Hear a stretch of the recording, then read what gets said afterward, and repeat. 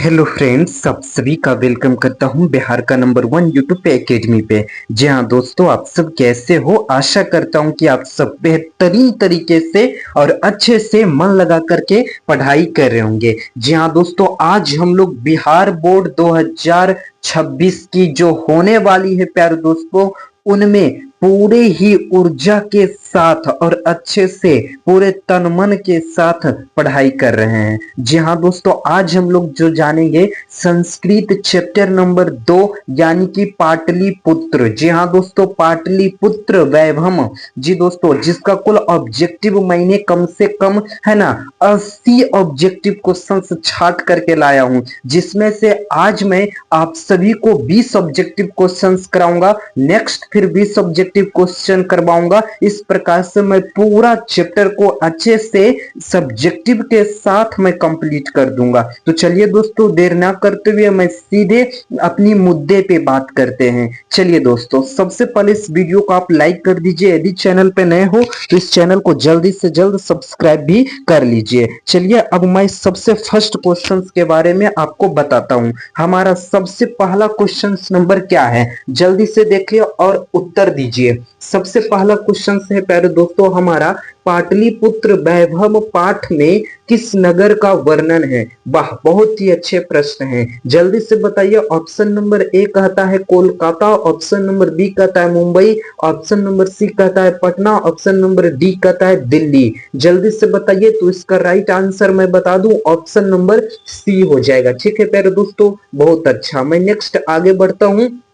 Question number 2 बता दीजिए, बिहार राज्य की राजधानी कौन सा नगर है? जी हाँ दोस्तों, बिहार राज्य की राजधानी कौन सा नगर है? ऑप्शन नंबर ए कहता है दिल्ली, ऑप्शन नंबर बी कहता है कोलकाता, ऑप्शन नंबर सी कहता है पाटलिपुत्र, ऑप्शन नंबर डी कहता है मुंबई। तो हमारा राइट आंसर क्या हो जाएगा? ऑप्शन नंबर सी हमारा राइट आंसर हो जाएगा, यानी कि पाटलिपुत्र, है ना जी दोस्तों, पाटलिपुत्र हो जाएगा। थोड़ा सा मैं आगे बढ़ जाता हूं और क्वेश्चन नंबर तीसरा, चलिए जल्दी से बताइए। तो आप है ना, जल्दी से हमें उत्तर चाहिए, क्या होगा जल्दी से बता दीजिए तो मैं देखता हूं, है ना। तो इसका राइट आंसर क्या हो जाएगा? पाटलिपुत्र किस काल में महत्व धारण किए हुए था? बहुत अच्छा प्रश्न है। पाटलिपुत्र किस काल में महत्व धारण किए हुए था? तो इसका आंसर क्या हो जाएगा, है ना, सभी वर्ष यानी सभी कालों में। जी हाँ दोस्तों, है ना, सभी कालों में पाटलिपुत्र जो था, है ना, महत्व धारण किए हुए थे।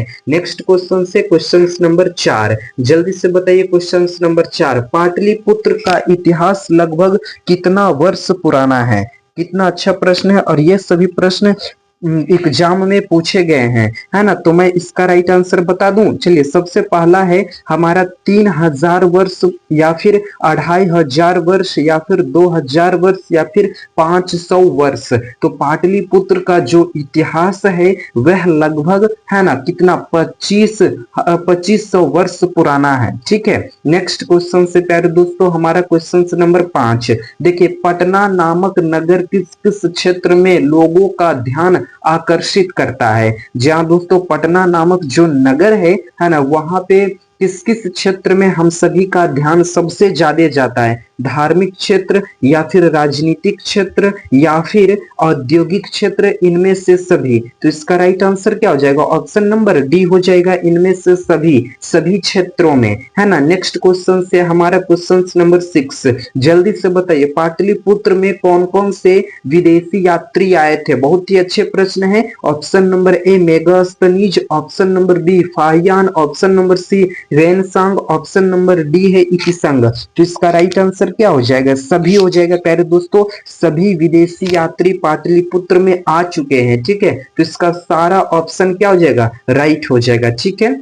मैं नेक्स्ट क्वेश्चन की ओर बढ़ता हूं। क्वेश्चन नंबर 7, देखिएगा, प्राचीन नगर में सबसे अग्रणी कौन सा नगर था? जी हाँ दोस्तों, प्राचीन नगर में सबसे आगे कौन सा नगर था? तो ऑप्शन नंबर ए कहता है कोलकाता होगा, ऑप्शन नंबर बी कहता है दिल्ली होगा, ऑप्शन नंबर सी कहता है बिहार होगा, ऑप्शन नंबर डी कहता है पटना होगा। तो इसका राइट आंसर क्या हो जाएगा? ऑप्शन नंबर डी हो जाएगा, पटना ही था, यानी कि पाटलिपुत्र। ठीक है प्यारे दोस्तों, नेक्स्ट क्वेश्चन से क्वेश्चन नंबर 8, गंगा के किनारे बसा हुआ कौन सा नगर विचित्र नगर था। देखिए कितना अच्छे प्रश्न, और ये प्रश्न मैं नहीं बनाया प्यारे दोस्तों, आपके गेस क्वेश्चंस में था। ठीक है, गंगा के किनारे बसा हुआ कौन सा नगर है और वह कैसा नगर था, तो विचित्र नगर, याद रखिएगा। ठीक है, ऑप्शन नंबर इसका बी राइट माना जाएगा, यानी कि पाटलिपुत्र नगर था। ठीक है, नेक्स्ट क्वेश्चन से 9 नंबर देखिएगा, पाटलिपुत्र गंगा के किनारे बसा हुआ कैसा नगर था। देखिए अभी जस्ट मैंने बताया, ऑप्शन नंबर ए है सुंदर था, विचित्र था, आकर्षक था, इनमें से सभी। तो इसका राइट आंसर क्या हो जाएगा, इसका राइट आंसर हो जाएगा ऑप्शन नंबर डी। जी दोस्तों, है ना, विचित्र नगर था, अभी जस्ट मैंने आपको बताया है। और नेक्स्ट क्वेश्चन से क्वेश्चन नंबर 10 देखिए, कूटनीम नामक काव्य के कवि कौन है। जहां दोस्तों कूटनीम मत के काव्य के ऐसे भी क्वेश्चन है और ऐसे भी पूछा गया, सिर्फ कूटनीम नामक काव्य पूछा गया है। ठीक है, तो बुक में तो ऐसा नहीं है, लेकिन वहां पे चलिए क्वेश्चंस पूछा है ना आपसे, क्वेश्चंस ये क्वेश्चंस जो पूछा गया है ना बोर्ड में सीधे पूछा है, मैं इसको शायद सेट नंबर डी से उठाया हूं। ठीक है, जैसे कि एग्जाम में जब आप एग्जाम हॉल में बैठिएगा ना तो वहां पे सेट देगा, सेट ए बी जे तक कुल सेट रहेगा, तो ये जो मैंने सेट से उठाया सेट नंबर डी से। ठीक है, और फर्स्ट सिटिंग में पूछी गई ये क्वेश्चन से। देखिए ऑप्शन नंबर ए क्या कहता है, कालिदास, ऑप्शन नंबर बी क्या कहता है, वान भट्ट, ऑप्शन नंबर सी क्या कहता है, तुलसीदास, ऑप्शन नंबर डी कहता है दामोदर। तो जल्दी से बताइए कूटनीम नामक काव्य के कवि कौन है, तो इसका राइट आंसर क्या हो जाएगा, ऑप्शन नंबर डी हो जाएगा, दामोदर गुप्त थे। ठीक है प्यारे दोस्तों, नेक्स्ट क्वेश्चन से 11 नंबर देखिएगा, कुटनी मत काव्य क्या है। अरे यार हम तो ये बता ही दिया। ठीक है, देखिए कुटनी मत क्या है ऐसे पूछा है। ठीक है, तो इसका राइट आंसर क्या हो जाएगा, यह एक काव्य है, यानी ऑप्शन नंबर डी प्यारे दोस्तों राइट हो जाएगा। ठीक है, नेक्स्ट क्वेश्चन की ओर मैं बढ़ता हूं, क्वेश्चन नंबर हमारा 12 देखिएगा, बढ़िया से समझिएगा। पृथ्वी का तिलक, समझिएगा, पृथ्वी का तिलक विद्वानों की निवास स्थल तथा स्वर्ग से भी सुंदर स्थान की संज्ञा किस नगर को दी गई है। बहुत ही अच्छे प्रश्न है, और यह प्रश्न पूछे गए हैं कई बार, कम से कम 4 बार पूछे गए हैं। मैं यहाँ पे लिख देता लेकिन उस वक्त नहीं लिखा हूं। ठीक है प्यारे दोस्तों, देखिए इसका राइट आंसर क्या होगा, ऑप्शन नंबर ए हो जाएगा,